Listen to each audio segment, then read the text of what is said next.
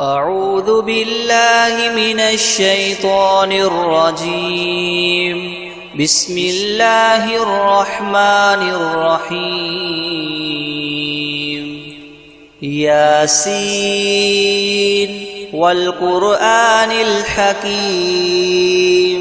إنك لمن المرسلين على صراط مستقيم تنزيل العزيز الرحيم لتنذر قوما ما أنذر آباؤهم فهم غافلون قل على أكثرهم فهم لا يؤمنون إنا جعلنا في أعناقهم مغلالا فهي إلى الأذقان فهم مقمحون وجعلنا من بين أيديهم سدا ومن خلفهم سدا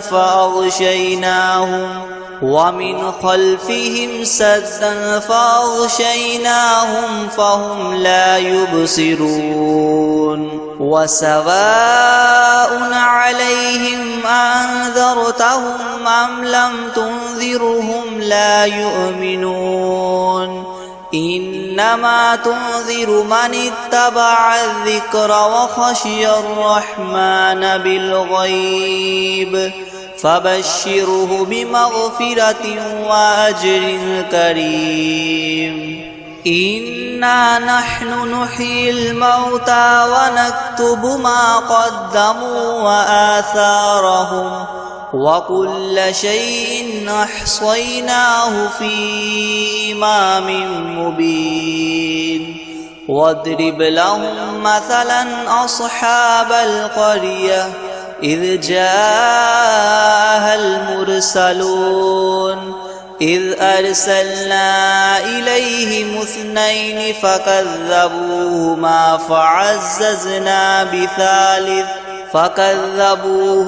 فعززنا بثالث فقالوا إنا إليكم مرسلون قالوا ما أنتم إلا بشر مثلنا وما أنزل الرحمن من شيء إن أنتم إلا تكذبون قالوا ربنا يعلم إنا إليكم لمرسلون وما علينا إلا البلاغ المبين قالوا إنا تطيرنا بكم لئن لم تنتهوا لنرجمنكم وليمسنكم منا عذاب أليم قالوا طائركم معكم أئن ذكرتم بل أنتم قوم مسرفون وجاء من أقصى المدينة رجل يسعى قال يا قوم اتبعوا المرسلين اتبعوا من لا يسألكم أجرا وهم مهتدون وما لي لا أعبد الذي فطرني وإليه ترجعون أأتخذ من دونه آلهة إن يردني الرحمن بدر لا تغن عني شفاعتهم شيئا ولا ينقذون إني إذا لفي ضلال مبين إني آمنت بربكم فاسمعون قيل ادخل الجنة قال يا ليت قومي يعلمون بما غفر لي ربي وجعلني من المكرمين وما أنزلنا على قومه من بعده من جند من السماء وما كنا منزلين إن كانت إلا صيحة واحدة فإذا هم خامدون يا حسرة على العباد ما يأتيهم من رسول إلا كانوا به يستهزئون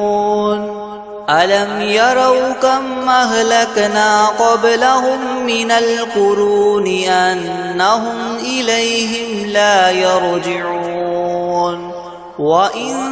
كل لما جميع لدينا محضرون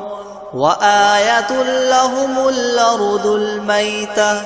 أحييناها وأخرجنا منها حبا فمنه يأكلون وجعلنا فيها جنات من نخيل وأعناب وفجرنا فيها من العيون ليأكلوا من ثمره وما عملته أيديهم أفلا يشكرون سبحان الذي خلق الأزواج كلها مما تنبت الأرض ومن أنفسهم ومما لا يعلمون وآية لهم الليل نسلخ منه النهار فإذا هم مظلمون والشمس تجري لمستقر لها ذلك تقدير العزيز العليم والقمر قدرناه منازل حتى عاد كالعرجون القديم لا الشمس ينبغي لها أن تدرك القمر ولا الليل سابق النهار وكل في فلك يسبحون وآية لهم أنا حملنا ذريتهم في الفلك المشحون وخلقنا لهم من مثله ما يركبون وإن نشأ نغرقهم فلا صريخ لهم ولا هم ينقذون إلا رحمة منا ومتاعا إلى حين وإذا قيل لهم اتقوا ما بين أيديكم وما خلفكم لعلكم ترحمون وما تأتيهم من آية من آيات ربهم إلا كانوا عنها معرضين وإذا قيل لهم انفقوا مما رزقكم الله قال الذين كفروا للذين آمنوا أنطعم من لو يشاء الله أطعمه إن أنتم إلا في ضلال مبين ويقولون متى هذا الوعد إن كنتم صادقين ما ينظرون إلا صيحة واحدة تأخذهم وهم يخصمون فلا يستطيعون توصية ولا إلى أهلهم يرجعون ونفخ في الصور فإذا هم من الأجداث إلى ربهم ينسلون قالوا يا ويلنا من بعثنا من مرقدنا هذا ما وعد الرحمن وصدق المرسلون إن كانت إلا صيحة واحدة فإذا هم جميع لدينا محضرون فاليوم لا تظلم نفس شيئا ولا تجزون إلا ما كنتم تعملون إن أصحاب الجنة اليوم في شغل فاكهون هم وأزواجهم في ظلال على الأرائك متكئون لهم فيها فاكهة ولهم ما يدعون سلام قولا من رب رحيم وامتازوا اليوم أيها المجرمون ألم أعهد إليكم يا بني آدم ألا تعبدوا الشيطان إنه لكم عدو مبين وأن اعبدوني هذا صراط مستقيم ولقد أضل منكم جبلا كثيرا أفلم تكونوا تعقلون هذه جهنم التي كنتم توعدون اصلوها اليوم بما كنتم تكفرون اليوم نختم على أفواههم وتكلمنا أيديهم وتشهد أرجلهم بما كانوا يكسبون ولو نشاء لطمسنا على أعينهم فاستبقوا الصراط فأنى يبصرون ولو نشاء لمسخناهم على مكانتهم فما استطاعوا مضيا ولا يرجعون ومن نعمره ننكسه في الخلق أفلا يعقلون وما علمناه الشعر وما ينبغي له إن هو إلا ذكر وقرآن مبين لينذر من كان حيا ويحق القول على الكافرين أولم يروا أنا خلقنا لهم مما عملت أيدينا أنعاما فهم لها مالكون وذللناها لهم فمنها ركوبهم ومنها يأكلون ولهم فيها منافع ومشارب أفلا يشكرون واتخذوا من دون الله آلهة لعلهم ينصرون لا يستطيعون نصرهم وهم لهم جند محضرون فلا يحزنك قولهم إنا نعلم ما يسرون وما يعلنون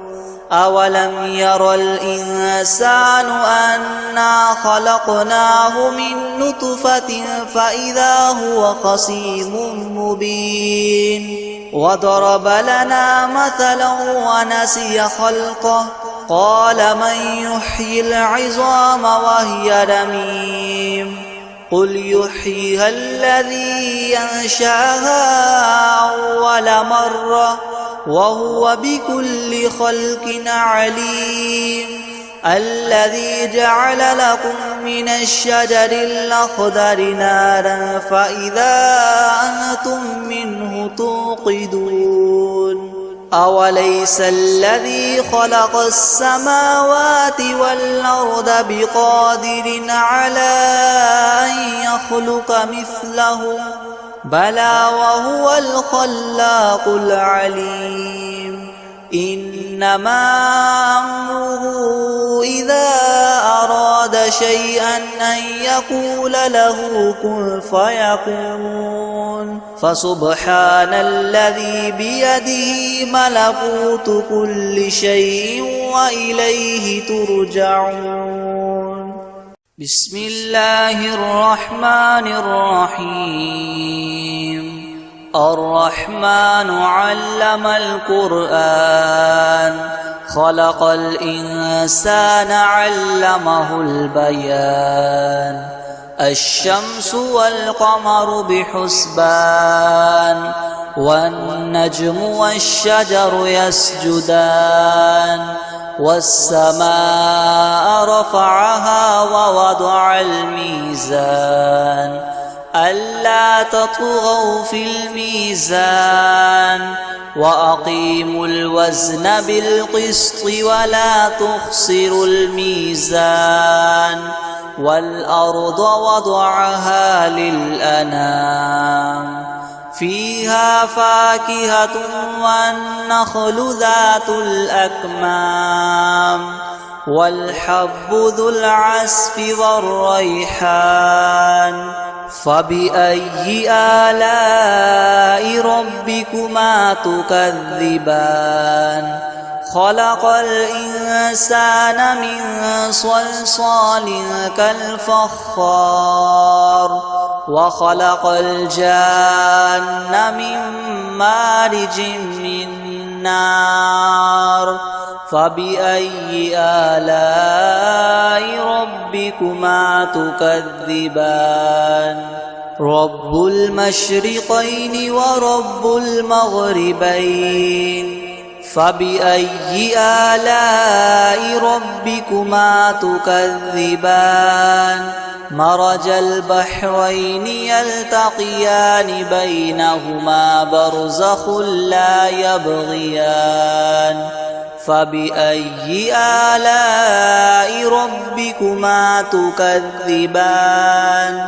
يخرج منهما اللؤلؤ والمرجان فبأي آلاء ربكما تكذبان وله الجوار المنشآت في البحر كالأعلام فبأي آلاء ربكما تكذبان يبقى وجه ربك ذو الجلال والإكرام يسأله من في السماوات والأرض كل يوم هو في شأن فبأي آلاء ربكما تكذبان سنفرغ لكم أيها الثقلان فبأي آلاء ربكما تكذبان يا معشر الجن والإنس إن استطعتم أن تنفذوا من أقطار السماوات والأرض فانفذوا لا تنفذون إلا بسلطان فبأي آلاء ربكما تكذبان يرسل عليكما شواظ من نار ونحاس فلا تنتصران فبأي آلاء ربكما تكذبان فإذا انشقت السماء فكانت وردة كالدهان فبأي آلاء ربكما تكذبان فيومئذ لا يسأل عن ذنبه إنس ولا جان فبأي آلاء ربكما تكذبان يعرف المجرمون بسيماهم فيؤخذ بالنواصي والأقدام فبأي آلاء ربكما تكذبان هذه جهنم التي يكذب بها المجرمون يطوفون بينها وبين حميم آن فبأي آلاء ربكما تكذبان ولمن خاف مقام ربه جنتان فبأي آلاء ربكما تكذبان ذواتا أفنان فبأي آلاء ربكما تكذبان فيهما عينان تجريان فبأي آلاء ربكما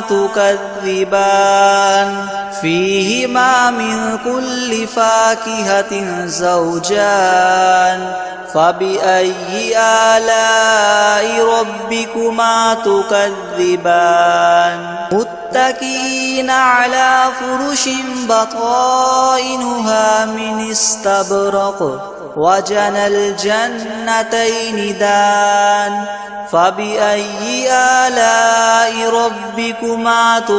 تكذبان فيهن قاصرات الطرف لم يطمثهن إنس قبلهم ولا جان فبأي آلاء ربكما تكذبان كأنهن الياقوت والمرجان فبأي آلاء ربكما تكذبان هل جزاء الإحسان إلا الإحسان فبأي آلاء ربكما تكذبان ومن دونهما جنتان فبأي آلاء ربكما تكذبان مدهامتان فبأي آلاء ربكما تكذبان فيهما عينان نضاختان فبأي آلاء ربكما تكذبان فيهما فاكهة ونخل ورمان فبأي آلاء ربكما تكذبان فيهن خيرات حسان فبأي آلاء ربكما تكذبان حور مقصورات في الخيام فبأي آلاء ربكما تكذبان لم يطمثهن إنس قبلهم ولا جان فبأي آلاء ربكما تكذبان متكئين على رفرف خضر وعبقري حسان فبأي آلاء ربكما تكذبان تبارك اسم ربك ذي الجلال والإكرام أعوذ بالله من الشيطان الرجيم بسم الله الرحمن الرحيم ياسين والقرآن الحكيم إنك لمن المرسلين على صراط مستقيم تنزيل العزيز الرحيم لتنذر قوما ما أنذر آباؤهم فهم غافلون قل على أكثرهم فهم لا يؤمنون إنا جعلنا في أعناقهم مغلالا فهي إلى الأذقان فهم مقمحون وجعلنا من بين أيديهم سدا ومن خلفهم سدا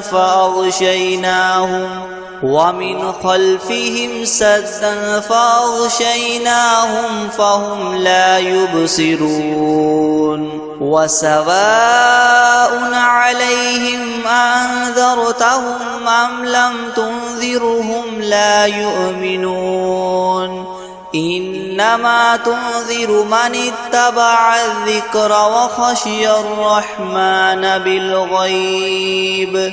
فبشره بمغفرة وأجر كريم إنا نحن نحيي الموتى ونكتب ما قدموا وآثارهم وكل شيء أحصيناه في إمام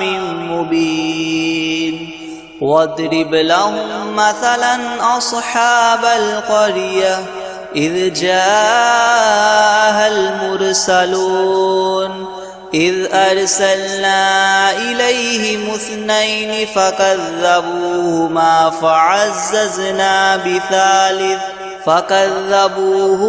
فعززنا بثالث فقالوا إنا إليكم مرسلون قالوا ما أنتم إلا بشر مثلنا وما أنزل الرحمن من شيء إن أنتم إلا تكذبون قالوا ربنا يعلم إنا إليكم لمرسلون وما علينا إلا البلاغ المبين قالوا إنا تطيرنا بكم لئن لم تنتهوا لنرجمنكم وليمسنكم منا عذاب أليم قالوا طائركم معكم أئن ذكرتم بل أنتم قوم مسرفون وجاء من أقصى المدينة رجل يسعى قال يا قوم اتبعوا المرسلين اتبعوا من لا يسألكم أجرا وهم مهتدون وما لي لا أعبد الذي فطرني وإليه ترجعون أأتخذ من دونه آلهة إن يردني الرحمن بدر لا تغن عني شفاعتهم شيئا ولا ينقذون إني إذا لفي ضلال مبين إني آمنت بربكم فاسمعون قيل ادخل الجنة قال يا ليت قومي يعلمون بما غفر لي ربي وجعلني من المكرمين وما أنزلنا على قومه من بعده من جند من السماء وما كنا منزلين إن كانت إلا صيحة واحدة فإذا هم خامدون يا حسرة على العباد ما يأتيهم من رسول إلا كانوا به يستهزئون ألم يروا كم أهلكنا قبلهم من القرون أنهم إليهم لا يرجعون وإن كل لما جميع لدينا محضرون وآية لهم الأرض الميتة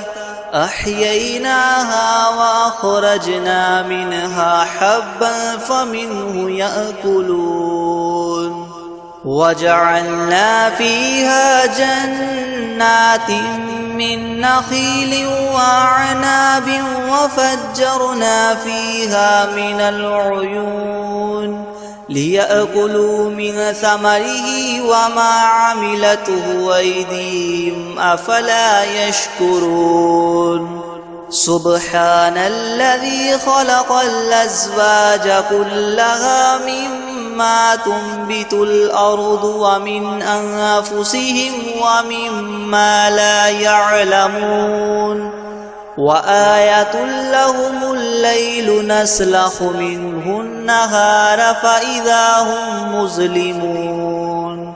والشمس تجري لمستقر لها ذلك تقدير العزيز العليم والقمر قدرناه منازل حتى عاد كالعرجون القديم لا الشمس ينبغي لها أن تدرك القمر ولا الليل سابق النهار وكل في فلك يسبحون وآية لهم أنا حملنا ذريتهم في الفلك المشحون وخلقنا لهم من مثله ما يركبون وإن نشأ نغرقهم فلا صريخ لهم ولا هم ينقذون إلا رحمة منا ومتاعا إلى حين وإذا قيل لهم اتقوا ما بين أيديكم وما خلفكم لعلكم ترحمون وما تأتيهم من آية من آيات ربهم إلا كانوا عنها معرضين وإذا قيل لهم انفقوا مما رزقكم الله قال الذين كفروا للذين آمنوا أنطعم من لو يشاء الله أطعمه إن أنتم إلا في ضلال مبين ويقولون متى هذا الوعد إن كنتم صادقين ما ينظرون إلا صيحة واحدة تأخذهم وهم يخصمون فلا يستطيعون توصية ولا إلى أهلهم يرجعون ونفخ في الصور فإذا هم من الأجداث إلى ربهم ينسلون قالوا يا ويلنا من بعثنا من مرقدنا هذا ما وعد الرحمن وصدق المرسلون إن كانت إلا صيحة واحدة فإذا هم جميع لدينا محضرون فاليوم لا تظلم نفس شيئا ولا تجزون إلا ما كنتم تعملون إن أصحاب الجنة اليوم في شغل فاكهون هم وأزواجهم في ظلال على الأرائك متكئون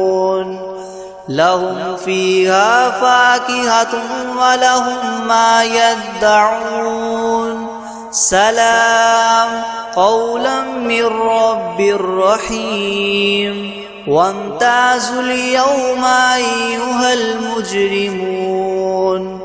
ألم أعهد إليكم يا بني آدم ألا تعبدوا الشيطان إنه لكم عدو مبين وأن اعبدوني هذا صراط مستقيم ولقد أضل منكم جبلا كثيرا أفلم تكونوا تعقلون هذه جهنم التي كنتم توعدون اصلوها اليوم بما كنتم تكفرون اليوم نختم على أفواههم وتكلمنا أيديهم وتشهد أرجلهم بما كانوا يكسبون ولو نشاء لطمسنا على أعينهم فاستبقوا الصراط فأنى يبصرون ولو نشاء لمسخناهم على مكانتهم فما استطاعوا مضيا ولا يرجعون ومن نعمره ننكسه في الخلق أفلا يعقلون وما علمناه الشعر وما ينبغي له إن هو إلا ذكر وقرآن مبين لينذر من كان حيا ويحق القول على الكافرين أولم يروا أنا خلقنا لهم مما عملت أيدينا أنعاما فهم لها مالكون وذللناها لهم فمنها ركوبهم ومنها يأكلون ولهم فيها منافع ومشارب أفلا يشكرون واتخذوا من دون الله آلهة لعلهم ينصرون لا يستطيعون نصرهم وهم لهم جند محضرون فلا يحزنك قولهم إنا نعلم ما يسرون وما يعلنون أولم ير الإنسان أنا خلقناه من نطفة فإذا هو خصيم مبين وضرب لنا مثلا ونسي خلقه قال من يحيي العظام وهي رميم قل يحييها الذي ينشأها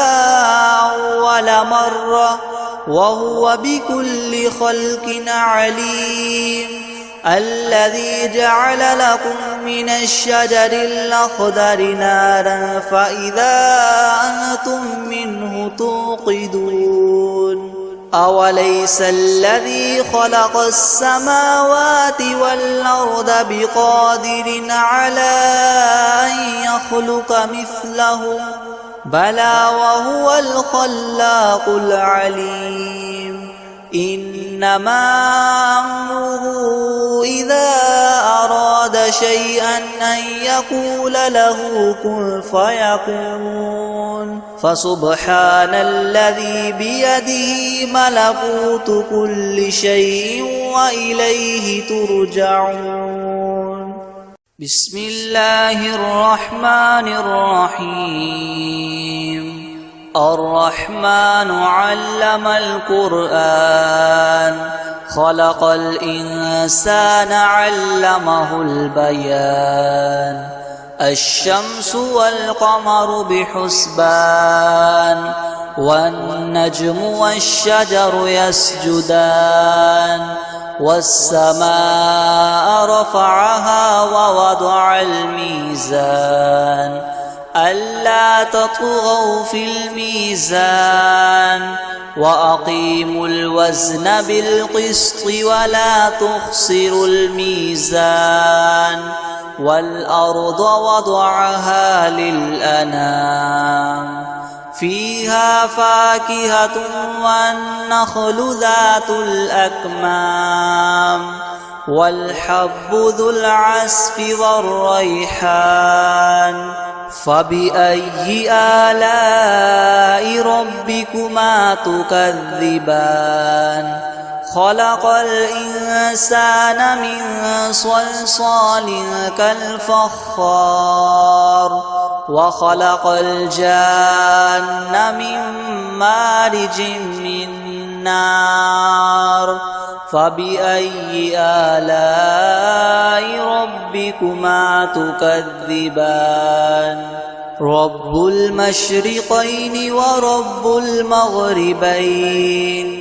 فبأي آلاء ربكما تكذبان مرج البحرين يلتقيان بينهما برزخ لا يبغيان فبأي آلاء ربكما تكذبان يخرج منهما اللؤلؤ والمرجان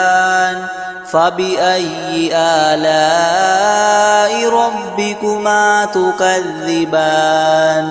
وله الجوار المنشآت في البحر كالأعلام فبأي آلاء ربكما تكذبان يبقى وجه ربك ذو الجلال والإكرام يسأله من في السماوات والأرض كل يوم هو في شأن فبأي آلاء ربكما تكذبان سنفرغ لكم أيها الثقلان فبأي آلاء ربكما تكذبان يا معشر الجن والإنس إن استطعتم أن تنفذوا من أقطار السماوات والأرض فانفذوا لا تنفذون إلا بسلطان فبأي آلاء ربكما تكذبان يرسل عليكما شواظ من نار ونحاس فلا تنتصران فبأي آلاء ربكما تكذبان فإذا انشقت السماء فكانت وردة كالدهان فبأي آلاء ربكما تكذبان فيومئذ لا يسأل عن ذنبه إنس ولا جان فبأي آلاء ربكما تكذبان يعرف المجرمون بسيماهم فيؤخذ بالنواصي والأقدام فبأي آلاء ربكما تكذبان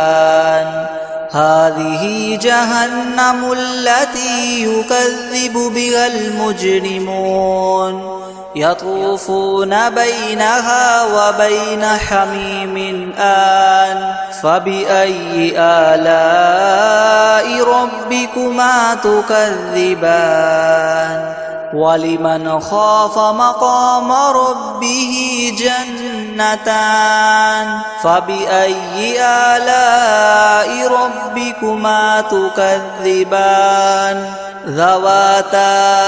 أفنان فبأي آلاء ربكما تكذبان فيهما عينان تجريان فبأي آلاء ربكما تكذبان فيهما من كل فاكهة زوجان فبأي آلاء ربكما تكذبان متكئين على فرش بطائنها من استبرق وجنى الجنتين دان فبأي آلاء ربكما تكذبان فيهن قاصرات الطرف لم يطمثهن إنس قبلهم ولا جان فبأي آلاء ربكما تكذبان كأنهن الياقوت والمرجان فبأي آلاء ربكما تكذبان هل جزاء الإحسان إلا الإحسان فبأي آلاء ربكما تكذبان ومن دونهما جنتان فبأي آلاء ربكما تكذبان مدهامتان